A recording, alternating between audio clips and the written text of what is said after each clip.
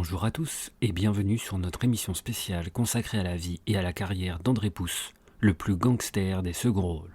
Je sais pas si c'est la vieillesse qui veut ça,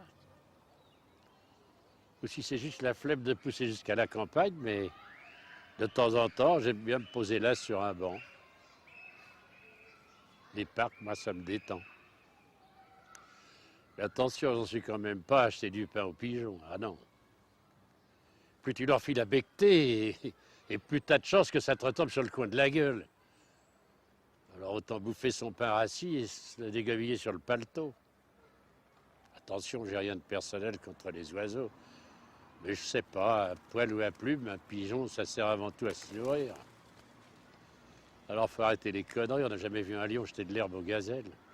André Pousse est né à Paris le 20 octobre 1919 d'un père employé à la préfecture de police de Paris d'origine catalane et d'une mère auvergnate. Il évolue dans les années 1920-1930. Le Paris des années 20, des années 30, c'est le Paris populaire, au sens noble du terme, la vie de quartier, l'argot, les copains et le sport. André en tirera la gouaille, la pugnacité, le sens de l'amitié, la malice du titi parisien et l'habitude de naviguer dans tous les milieux, y compris le milieu. Il travaillera le bois dans l'espoir de devenir ébéniste, puis dans les mécaniques, et ensuite voudra devenir boucher. Il abandonnera assez rapidement. Sportif, il commencera par la boxe. De l'énergie, André en a à revendre. Il fait beaucoup de vélo, mais c'est surtout en boxant qu'il dépense celle de ses 20 ans. Il envisage d'ailleurs de faire carrière dans le noble art, jusqu'au jour où des amis cyclistes lui proposent une virée en vélo. Une sorte d'entraînement qui n'engage à rien, une balade. En sortant de Paris par la route qui va d'Antony au Petit Clamart, et comme toujours entre sportifs, on se teste, on attaque, on pousse un peu pour voir si les autres suivent, et André se prend au jeu. Il trouve le bon rythme, appuie, et s'aperçoit en haut d'une côte mémorable qu'il a déposé tous ses copains professionnels. La décision est prise. Ce sera le vélo plutôt que la boxe. Autant faire des efforts dans le sport pour lequel on a des facilités, et quitte à bosser dur, autant se faire plaisir en ayant des résultats. Il raccroche ses gants et enfile son maillot de cycliste. Ça change tout. En 1939, dans la catégorie junior, il gagne une course amateur avec le club sportif international. Il rencontrera Michel Audiard qui deviendra un de ses grands amis, qui se rêvera également cycliste professionnel, mais deviendra finalement porteur de journaux, puis un merveilleux dialoguiste. Suite à cela, ils se perdront de vue et se retrouveront quelques années plus tard sur les plateaux. Entre 1942 et 1949, André devient cycliste professionnel. Il préférera la piste, il se spécialise dans les courses de 6 jours, notamment celle au Veldiv de Paris, qui est très populaire à cette époque. Le Veldiv avait été construit dans le quartier Grenelle, dans un vieux bâtiment de l'exposition universelle de 1889. C'est là que se déroulaient les 6 jours de Paris, qui sont des courses à l'américaine, inventées par les Américains, d'où leur nom, vers la fin du 19e siècle. C'était très populaire là-bas. Le coureur était seul, sans équipier, et il devait pédaler 6 jours et 6 nuits de suite. Cela finissait souvent à l'hôpital. Pour stopper l'hécatombe, on a créé les équipes de 2 coureurs se relayant à volonté. C'était devenu plus humain. L'ambiance des 6 jours au Veldiv, c'était quelque chose. Du folklore populaire à l'état pur, surtout le samedi soir. Sous la lumière des lampes à arc, les sprints, les chasses se succédaient au son de l'accordéon qui sortait des haut-parleurs, tandis que la foule hurlait dans les tribunes pleines à craquer. Près de 20 000 personnes venaient avec des saucissons, des camemberts et du gros rouge. Des couples emmenaient même leurs mômes et leurs pots de chambre. En plus des coureurs qui tournaient sans relâche sur la piste au virage tellement relevé qu'on les avait surnommés les falaises, il y avait un second spectacle qui changeait tous les jours. Ça se passait dans les loges de pelouse, au milieu de la piste, où était installé un restaurant de luxe. Le tout Paris venait y souper en smoking et en robe du soir. On pouvait aussi y voir les artistes à la mode, et c'est là qu'avait lieu l'élection de Miss 6 jours. C'est là qu'André passe ses 20 ans, même si la guerre constituera une parenthèse de taille dans sa carrière. Il est mobilisé comme tout le monde pour aller faire la drôle de guerre, avant de subir l'exode, puis de revenir à Paris en 1941. Il reprend le vélo et retourne s'entraîner au Veldiv, qui est resté ouvert. À tout ce monde parisien, on peut ajouter le gratin de la voyoucratie locale, les macs, leurs gagneuses et les malfrats de tout poil. Il connaîtra ses meilleurs moments sur la piste entre 1942 et 1949, avec ses différents équipiers, Victor Delevoye, Amédée Fournier, Daniel Doucet, Alvaro Giorgetti.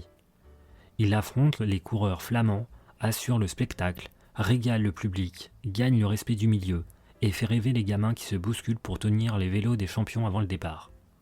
Le tout jeune Alain Delon, qui était alors son admirateur, apporte le vélo d'André sur la ligne de départ. Ils se retrouveront également sur le tournage de Un flic quelques années plus tard. Jean Gabin aimait également le vélo. Après les courses, ils allaient au restaurant ensemble. Son principal fait d'armes est d'être le détenteur du record du Tour du Vel-d'Hiv. Avec humour, il dira dans une interview à Raphaël Mizrahi, les fameuses fausses interviews, « Ils ne me battront plus puisqu'ils ont cassé le Vel-d'Hiv ». L'année 1948 est marquée par un voyage aux États-Unis. Après l'arrivée grandiose dans le port de New York sur le Digras à un 4 étoiles flottant, André est immergé dans le sport spectacle américain. Il multiplie les séjours et les rencontres. C'est lors de ce séjour qu'il sympathise avec Marcel Cerdan et qu'il fait connaissance avec sa célèbre partenaire à la ville, Édith Piaf. André reste aux États-Unis, croisant entre deux courses quelques mafieux notoires, avant de revenir courir en 1949 ses derniers séjours de Paris et de mettre un terme à une brillante carrière. Il arrête sa carrière sportive à l'âge de 30 ans pour vivre, dit-il, normalement. Après avoir arrêté sa carrière de sportif, il part vivre à Haïti pour y faire des affaires, mais échoue. Rentré en France, il rencontre Louis Barrier, l'impresario d'Édith Piaf qui l'incite à devenir agent artistique. Il travaille dans les années 1950 et 1960 comme agent pour des vedettes de la chanson telles que Joséphine Baker, Eddie Constantine, Henri Salvador, Petula Clark, Mouloudji et Édith Piaf, dont il deviendra le compagnon plusieurs mois, vivant avec elle dans un hôtel particulier de Boulogne.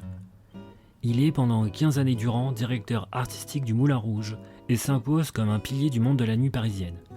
Il sera également programmateur des casinos du Liban pendant 6 ans, ainsi qu'au cirque Medrano. Il participe parfois aussi à la programmation d'autres établissements comme l'Olympia ou Bobino. En 1960, il crée une petite discothèque boîte de nuit appelée la Locomotive, plus connue sous le nom de la Loco, dont il assure la direction jusqu'en 1965. Ce lieu va vite devenir un des principaux rendez-vous de la génération yéyé à Paris. C'est sur le tard, à 44 ans, qu'il fait sa première apparition au cinéma, dans un film dont la vedette est une star montante de la chanson française. D'où viens-tu, Johnny ? André y est un patron de boîte de nuit, un brin trafiquant. On le reverra également dans le film Un idiot à Paris, où il incarne un chauffeur de taxi plus vrai que nature. Ça commence bien, les fous sont lâchés. Je vais vous dire un truc, moi. Si j'étais les poulets, les vioques, les infirmes, tous les mecs nazes, à la poubelle. Enfin, plus de permis, quoi. Et celui-là, il est pas beau? Deutschland, ça m'étonne pas. Je vais vous dire autre chose. Ce qui congestionne, c'est le surplace. Le mec qui roule vite, même s'il repasse un connard de temps en temps, c'est pas grave. Ça dégage. T'avances, toi, PD? Néderlande, ça m'étonne pas. C'est pas un crime de voir ça? Et l'autre, là, quoi qu'il pense? Affole-toi, les viandes à pneus. Paye une moumoute. Voyez-vous, monsieur, dès qu'on prend le volant, on est entouré que de saloperies.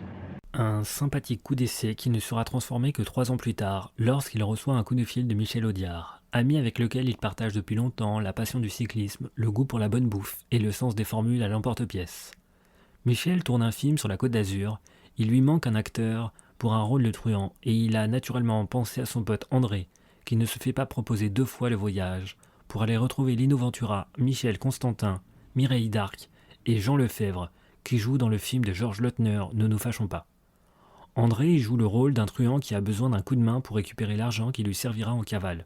Argent que lui doit Léonard Michalon, un bookmaker véreux et pleurnichard, interprété par un Jean Lefebvre en grande forme.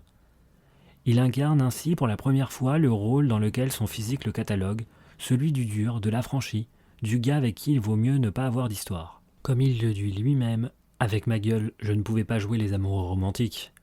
Ou j'ai bien pensé à faire dans l'escroquerie, mais avec ma gueule, c'était pas possible. Finalement, c'est son ami François Marc-Antony qui le décrit le mieux. Une vraie gueule de mandat d'arrêt. André fait du cinéma pour se faire plaisir et pour faire plaisir aux copains, mais conserve parallèlement son activité d'agent et directeur artistique. Les films passent, l'amitié avec Michel Audiard et Georges Lautner reste. C'est eux qui, en 1967, offrent à André son plus gros rôle au cinéma, un rôle inoubliable dans un film incontournable. André est quinquin dans Le Pacha, où il croise le flingue et la réplique avec Jean Gabin, Robert Dalban et Danny Carrel. J'ai des envies de voyage. L'Océanie, Bora Bora, les Vainés. Tu connais? Pourquoi? Tu veux m'emmener? On n'emmène pas des saucisses quand on va à Francfort. Tu pourrais dire une rose quand on va sur la Loire. Question de terme. Jusqu'au début des années 80, André apparaîtra ainsi dans plus de 40 films, dont certains classiques, travaillant avec les meilleurs réalisateurs. Georges Lautner, Michel Audiard, Henri Verneuil, Jean-Pierre Melville, Jacques Deray, José Giovanni, et les plus grands acteurs, Alain Delon, Jean-Louis Trintignant, Michel Serrault, Charles Vanel, Bernard Blier, pour ne citer qu'eux, mais toujours entre amis. Plus tard et jusqu'à nos jours, André tournera encore de nombreux films pour le cinéma ou la télévision. À partir des années 1990, il multiplie notamment les apparitions dans des courts-métrages, soutenant ainsi les débuts de jeunes réalisateurs. Il est toujours régulièrement parrain et ou membre du jury de festivals de courts-métrages, qu'il anime de sa verve, parfois accompagné de Georges Lautner lui-même. Marié en 1970 à la garde freinée avec Jocelyne Piec, surnommée Joss, danseuse et mannequin, il a 2 filles, Pénélope et Marfa. André Pousse était le propriétaire d'un restaurant dans le 15e arrondissement de Paris. Il a finalement choisi de fermer pour des raisons indépendantes de sa volonté et qu'il explique très bien à sa manière. J'avais un associé qui piquait dans la caisse, le fisc. André s'était éloigné de Paris pour couler une retraite paisible et ensoleillée dans le sud de la France, non loin de ses amis bien sûr, mais surtout auprès de sa femme et de ses 2 filles, ses meilleures équipières selon son expression. Il gardait cependant contact avec les métiers, en participant occasionnellement à divers tournages ou aux événements tels que le téléfilm Franck Riva ou le Critérium cycliste de Levallois-Perret.